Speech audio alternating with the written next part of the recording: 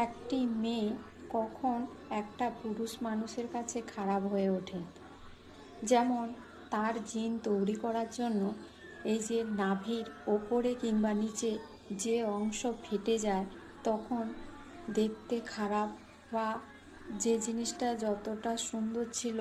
বাচ্চাটাকে 10 মাস পেটে রেখে তাকে জন্ম দেওয়া বা তার বংশধরকে তৈরি করার জন্য যে শরীরের মধ্যে একটু একটু করে বেড়ে তুলেছে, সেই শরীরের চামড়া কিছুটা ফেটে যায়, তখনই মেয়েদের একটু দেখতে খারাপ হয়ে যায়। যখন একটা বাচ্চাকে 0 থেকে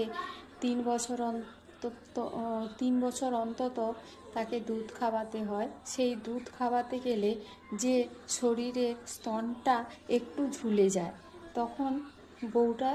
একটি বাড়ির মেয়ে তখন খারাপ হয়ে যায় তার স্বামীর কাছে। তাই প্রত্যেকটা পুরুষ মানুষের কাছে মেয়েরা যখন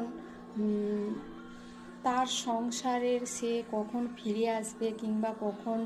খাবে, কখন কোন জিনিসটা পড়বে, সেই যে মেয়েটার একটা যে মেয়েটার একটা যে